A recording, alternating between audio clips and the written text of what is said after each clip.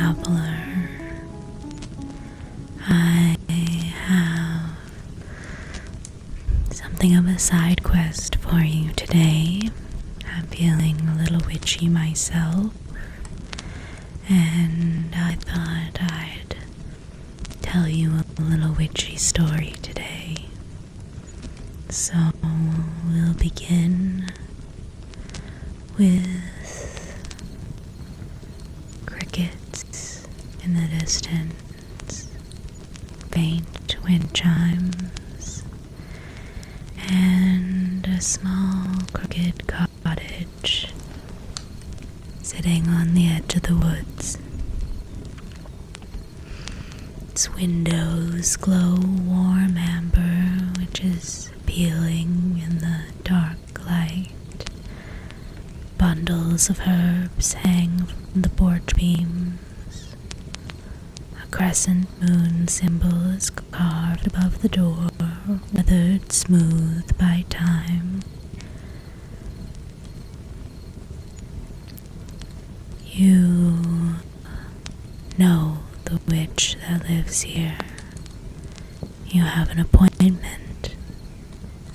When you knock, the door opens almost immediately. You can hear my cat. She might come and visit us if we're lucky. A woman stands in the doorway, wrapped in layered shawls. Silver streaks run through her hair. Her eyes are soft, heavy-lidded, like she's been awake too long or dreaming too deeply. Hard to tell. She smells of smoke, dried flowers, and rain. "Ah," she says quietly, "you came." Her voice is low and gentle, like a lullaby half remembered. "Come in. The night is cold." The door creaks slightly. She pours you a cup of tea from a kettle that's sitting hanging over the fire. The tea trickles into the cup. Inside, the cottage is crowded with life. Potted plants and herbs cover every surface. Shelves sag with jars of glowing powders. She slides the cup of tea towards you. "Drink," she says. "It keeps the chill from settling in your bones." She sits across from you, hands wrapped around her cup. "I am called Myera," she says. "Herbalist, witch, whatever name makes you comfortable." A small, tired smile. "And I need help tonight, and I will pay, if not in gold, but in something that interests you. Magic, mayhaps."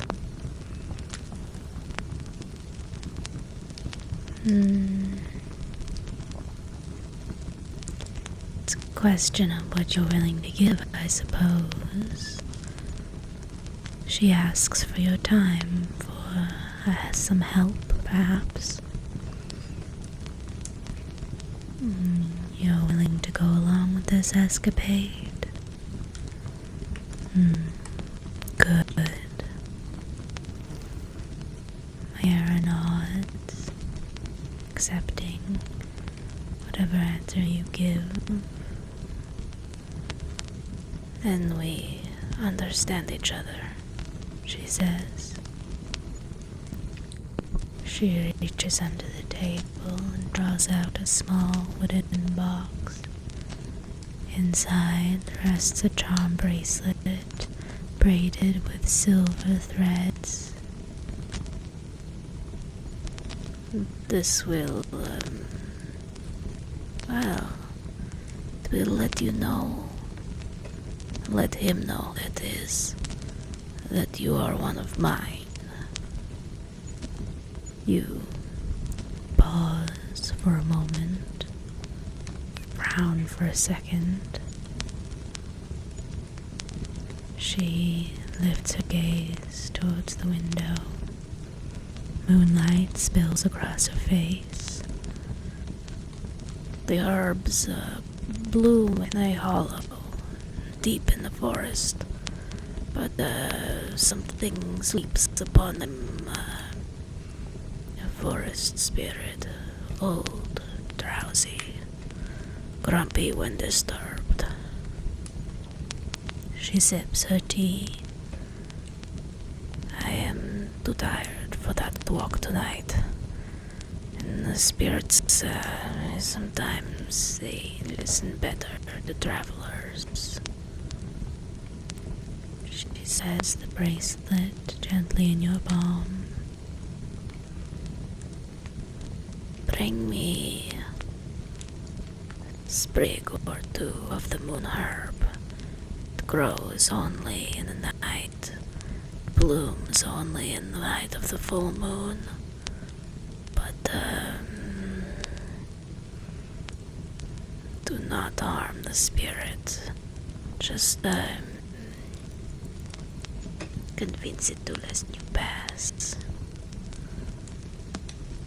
Her eyes soften, and when you return, I will bend the threads of fate in your favor.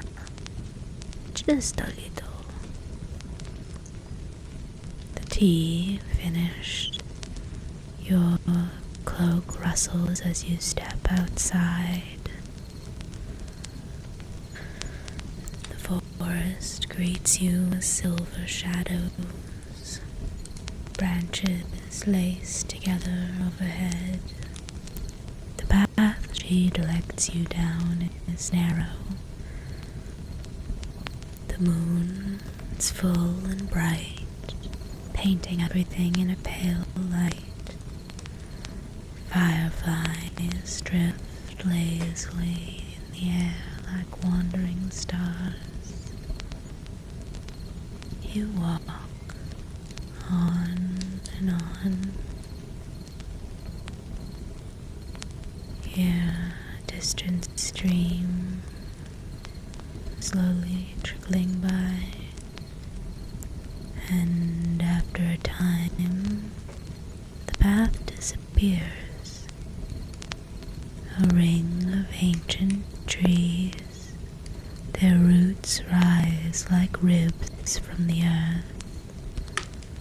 At the center of the hollow grows a large patch of glowing herbs.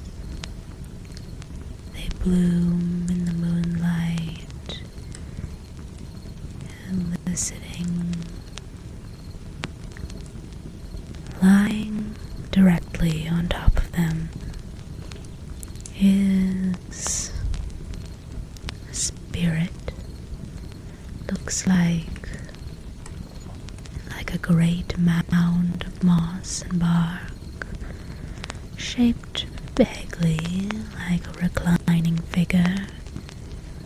Its face is hidden behind hanging lichen across half its face.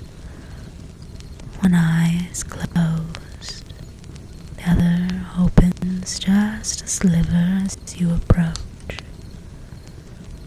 A low, rumbling voice rolls across the clearing.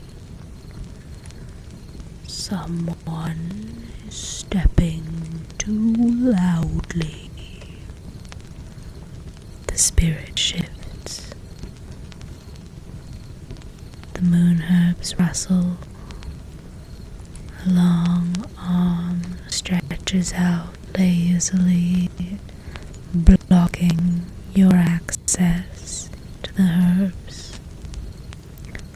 This garden is my bed. Another slow blink.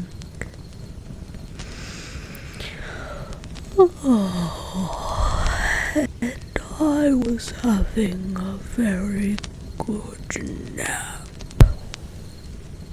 I'll have you roll a persuasion check. We're going to do it at advantage because you have, well, the bracelet that was given to you.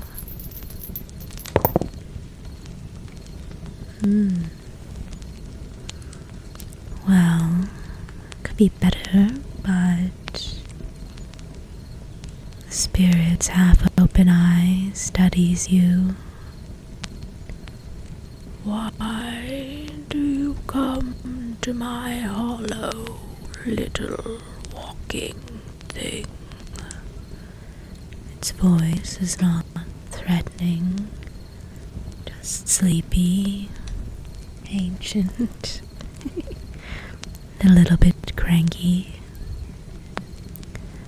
The herbs are soft and warm and mine to sleep on. It shifts again, clearly not eager to move. Speak your reason, but quietly. I'm still waking up.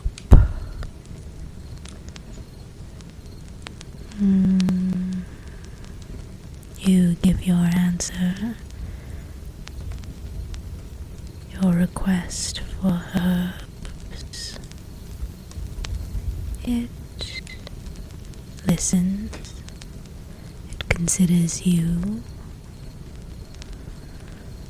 The herbs carry my dreams.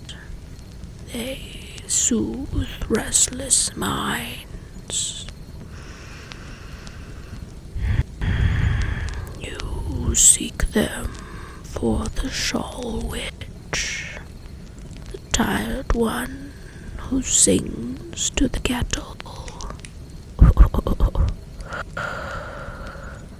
She always sends others out to do the walking. Then silence, long, heavy, like the forest holding its breath. Finally, the spirit says, "Tell me something in return." Its eye glows faintly. What is the softest place you've ever rested?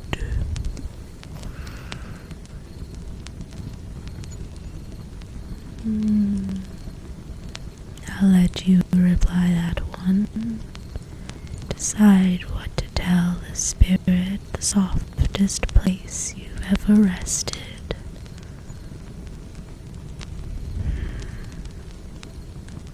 The spirit seems pleased. You don't even have to answer, it just seems to know. It slowly lifts its arm, allowing you access to the herbs. They sway free, their light brightens, dew glows on their tips like tiny stars. Take what you need, and let me return to my nap.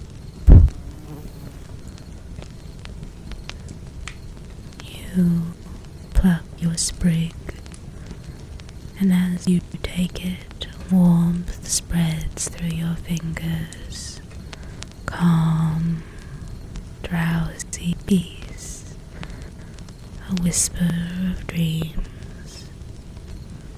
Behind you, the spirit already settled back onto the patch. Its eye closes, and the hollow returns to stillness. When you return, Mayara opens the door before you even knock. "You returned," she says simply, "and in one piece." She sees your other herb in your hand, and her tired eyes brighten. "Good. Come, quickly, before the moon moves."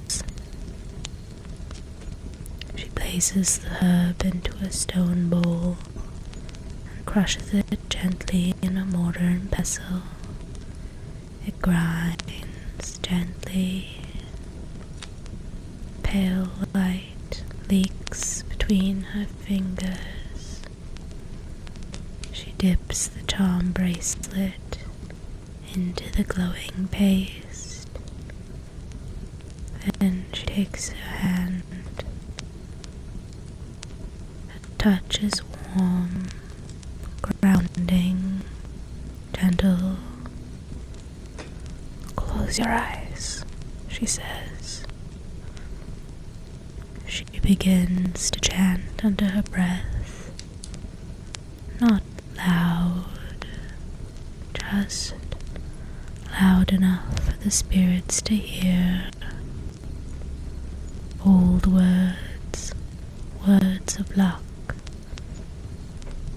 She wraps the bracelet around your wrist, but something settles around you like a cloak of subtle fortune, a quiet lilt of fate. She lets go of your hand.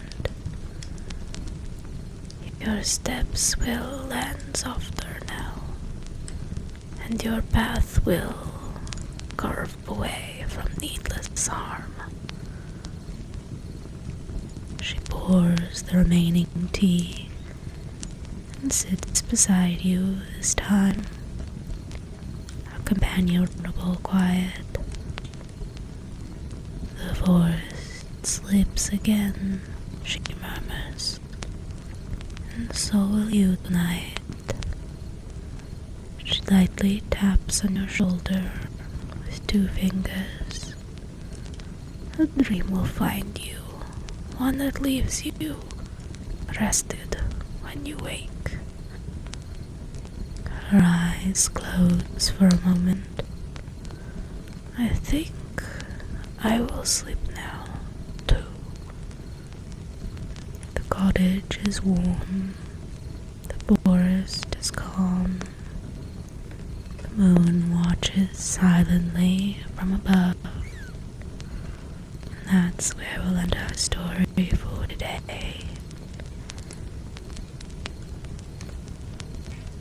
Thank you for joining me in a little side quest today. If you have any suggestions or requests, as always, leave them below. And I'll see you next time.